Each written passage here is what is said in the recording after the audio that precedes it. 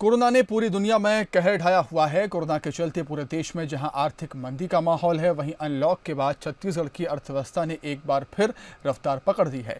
मुख्यमंत्री भूपेश बघेल के नेतृत्व में राज्य सरकार के किए गए सकारात्मक प्रयासों से राज्य में जीएसटी, ऑटोमोबाइल, कृषि सहित बाकी क्षेत्रों में तेजी देखने को मिली है। छत्तीसगढ़ में जीएसटी कलेक्शन पिछले साल के मुकाबले 22% बढ़ा है। अनलॉक में छत्तीसगढ़ ने पकड़ी रफ्तार, संकट काल में छत्तीसगढ़ ने दिखाई राह, भूपेश के राज में अर्थव्यवस्था का सुधरा हाल। कोरोना संकट के दौरान जहां देश की अर्थव्यवस्था हिचकोले खाते हुए डगमगा रही है, वहीं छत्तीसगढ़ में बेहतर वित्तीय प्रबंधन देखने को मिल रहा है। भूपेश सरकार की कोशिशों से जहां जनता की खरीदने की शक्ति बढ़ी है, तो टैक्स कलेक्शन में भी प्रदेश नंबर 1 बना हुआ है। इसके साथ ही मनरेगा के तहत लोगों को रोजगार उपलब्ध कराने और वनवासियों को राहत पहुंचाने के लिए वनोपज के संग्रहण में भी छत्तीसगढ़ देश में पहले स्थान पर है। लॉकडाउन के दौरान भी छत्तीसगढ़ में जीएसटी कलेक्शन में इजाफा हुआ है। पिछले साल जून महीने के मुकाबले इस साल जून में जीएसटी कलेक्शन 22% ज्यादा हुआ है। रायपुर में मई महीने में जहां 7,603 बाइक बिकी थी, वहीं जून में ये संख्या बढ़कर 27,000 हो गई है।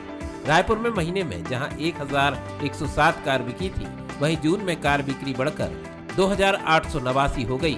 आरटीओ कार्यालय से मिली जानकारी के मुताबिक लॉकडाउन अवधि में छत्तीसगढ़ में अप्रैल में 891 वाहन, मई में 9,681 वाहन और जून में 32,982 वाहनों का रजिस्ट्रेशन परिवहन कार्यालयों में हुआ है।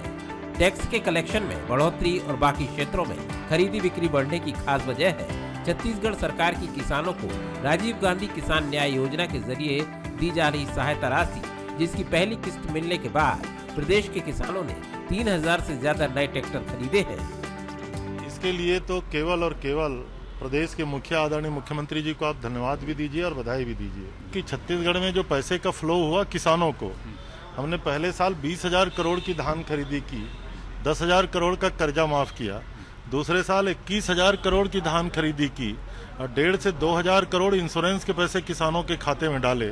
वनोपज का भी लगभग 700 करोड़ तेंदुपत्ता का अलावा और जो शुगर कैन गन्ना की कीमत हम लोगों ने 350 करोड़ के आसपास। तो इस प्रकार से छत्तीसगढ़ के किसानों के हाथ में लगभग 55,000 करोड़ रुपया का ट्रांजैक्शन सरकार के द्वारा किया गया। छत्तीसगढ़ मनरेगा में जॉब कार्ड धारी परिवारों को 100 दिन का रोजगार देने में देश में शीर्ष पर है। इसी तरह लक्ष्य के विरुद्ध रोजगार सृजन में छत्तीसगढ़ देश में दूसरे नंबर पर है। पहली तिमाही में ही राज्य में 8 करोड़ 85 लाख दिन का रोजगार सृजन हुआ है।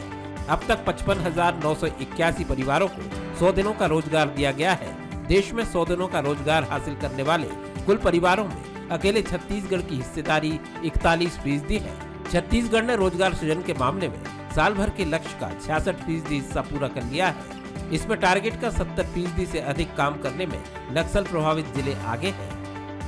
एक समय ये था कि देश में सर्वाधिक मनरेगा मजदूर छत्तीसगढ़ में कार्यरत थे और ये भी प्रसन्नता का विषय है कि हम तत्काल 15 दिन के अंदर में सब लोगों का भुगतान कर दिए। एक भी शिकायत भुगतान के मामले में नहीं मिला है, जबकि पिछले सरकार में स्थिति ये रही है कि पिछली सरकार तो चली गई, उसका भुगतान को हमारी सरकार को करना पड़ा। अभी हमारी सरकार में मनरेगा में 26 लाख मजदूर काम किए, जो रिकॉर्ड है छत्तीसगढ़ में।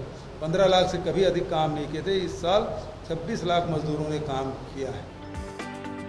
लॉकडाउन की अवधि में छत्तीसगढ़ लघु वनोपज के संग्रहण में भी देश में पहले नंबर पर है। रिजर्व बैंक ऑफ इंडिया ने अपनी रिपोर्ट में लॉकडाउन के दौरान छत्तीसगढ़ में कृषि और उससे संबंधित कार्यों में बनी तेजी की तारीफ की है। मुख्यमंत्री भूपेश बघेल ने संकट के समय भी छत्तीसगढ़ को नई राह दिखाई है। इस दौरान राज्य ने जो उपलब्धियां हासिल की, वो भूपेश सरकार के संकल्प का ही नतीजा है।